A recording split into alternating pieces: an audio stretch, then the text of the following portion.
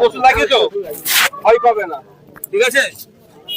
মেরে দেবে, এর থেকে বেশি কিছু হবে কি? মরতে তো একদিন হবেই। কেউ শ্মশানে যাবে, কেউ কবরস্থানে যাবে, মরতে একদিন হবেই। মাথা তুলে বাঁচবে, মাথা তুলে বাঁচবে। তুমি চোর নয়, ডাকাত না, আমাদের সব একদম কাগজ আছে। ব্যবসা করছো, ট্যাক্স দিয়ে ব্যবসা করছো, ট্যাক্স দিয়ে ব্যবসা করছো, ভয় পাবে না। লড়াই করবো যারা যারা এরকম আক্রমণ চালিয়েছে। আচ্ছা আচ্ছা আচ্ছা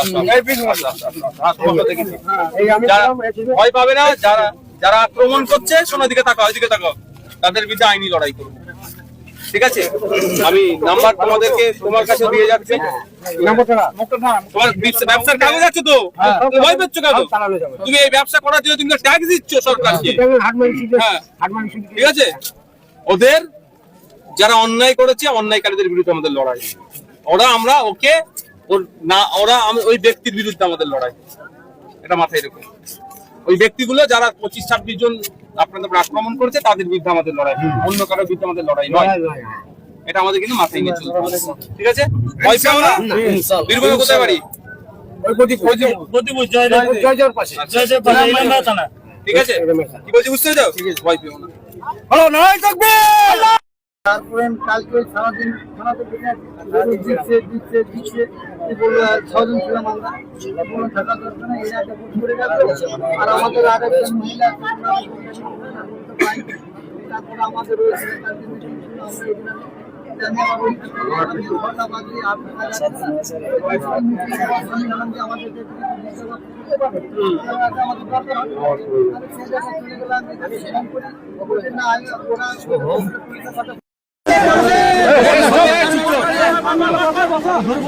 আপনারা যদি একটু চুপ করেন তাহলে আমি গুটি কয়েক কথা বলবো। আমি ওখান থেকে প্রায় 170 কিলোমিটার দূর থেকে আমি এসেছি এখানে, আমি গুটি কয়েক কথা বলবো। প্রথমত হচ্ছে, এই ঘটনাটাকে নিয়ে কেন্দ্র করে মানুষ চাইবে ধর্মীয় উন্মাদনা ছড়ানোর। আমরা সেই ফাঁদে পা দেব না। আমরা দুর্গাপুরের মানুষ। আপনারা যারা, দুর্গাপুরে একটা ঐতিহ্য আছে, ইতিহাস আছে, এটা সম্প্রীতির মাটি, ঐক্যের মাটি। এখানে একসাথে আপনারা বিভিন্ন ধর্মের মানুষ, বর্ণের মানুষ, জাতের মানুষ সহাবস্থান দীর্ঘদিন ধরে হয়ে আসছে। কিছু রাজনৈতিক কুচক্রীরা, রাজনৈতিক কারবারিরা এই একসাথে আপনারা বসবাস করছেন, এটাকে তারা নষ্ট করতে চাইছে, ধ্বংস করতে চাইছে। সেই ফাঁদে আমরা পা দেব না। এবার আসা যাক, যারা এই কাণ্ডর সাথে যুক্ত তাদের প্রত্যেকের সর্বোচ্চ শাস্তির দাবি আমরা করছি এবং শাস্তির ব্যবস্থা করতে হবে।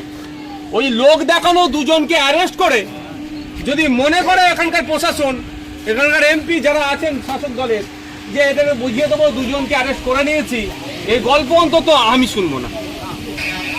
যারা যারা যুক্ত ছিল, ধর্মীয় বিদ্বেষ ছড়ানোর চেষ্টা করেছে, যারা ওখানে বিদ্বেষ ছড়িয়েছে, যাদের কথা দিয়ে দুটো জাতের মধ্যে লড়াই যে কোনো টাইম লেগে যেতে পারত, ধর্মীয় স্লোগান বলতে বাধ্য করেছে এবং অকথ্য ভাষায় গালিগালাজ করেছে, যা তুলে নোংরা ভাষায় কথা বলেছে, এখানে কথা বলে শুনলাম যারা আছে এখানে বললো যতটুকু, তাদের বিরুদ্ধে আমরা আমাদের লড়াই আইনত লড়াই। লড়াইটা প্রশাসনকে দিতে হবে। প্রশাসন যদি এর মধ্যে কারো কথা শুনে, শুভেন্দু অধিকারী হতে পারে, মমতা ব্যানার্জির কথা শুনে যদি ওই যে যাদের নামে ডাইরেক্ট নামগুলো শুনেছে, কি কি নাম? পারিজাত গাঙ্গুলি আর দীপক দাস। এফআইআর এ যাদের প্রথম দুজনের নাম আছে, তাদের দুজনের মনে হয় একজন এখনো গ্রেফতার, একজন হয়েছে আর একজন হয়নি। যার 1 নম্বরে নাম আছে হয়নি। হয়তো শুভেন্দু অধিকারী মমতা ব্যানার্জির মাধ্যমে ফোন করে বলেছে যে ওটা আমার আদরের ছেলে, ওকে গ্রেফতার করবে না, ওই জন্য হয়তো গ্রেফতার করেনি। কিন্তু আমি আপনাদের বলে যাচ্ছি, আমি 1 সপ্তাহ টাইম দিচ্ছি, যদি ওই কালপিটটাকে না গ্রেফতার করে, তাহলে এর জবাব আমরা গণতান্ত্রিক প্রক্রিয়াতে দেব।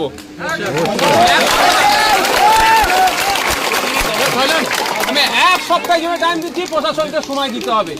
প্রশাসন আমাদের চাইবো আমরা, তারা ন্যায় করবে। ছাতা লাগবে না, ছাতা লাগবে না। আমার বাপের মেরে মাথা ফাটিয়ে 8টা সেলাই করে দিল, আর আমার মাথায় ছাতা, আমার ছাতার দরকার নেই।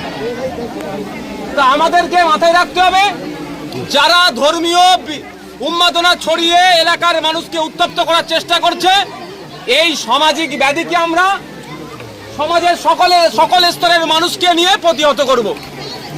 এদের বাংলাতে ঠাঁই দেব না। সম্প্রীতির বাংলা, ঐক্যের বাংলা, এই বাংলাকে যারা সম্প্রীতি বিনষ্ট করার চেষ্টা করবে তাদের বিরুদ্ধে আমরা এক হয়ে লড়াই করব। সে যেই জাতেরই মানুষ হোক না কেন, যেই বর্ণেরই মানুষ হোক না কেন, আমাদের এক পাশাপাশি সব অবস্থানকে যারা নষ্ট করতে চাইছে তাদের বিরুদ্ধে আমরা এক হয়ে লড়াই করব। তাই আমি অনুরোধ করব, কারো পাতা ফাঁদে আপনারা পা দেবেন না।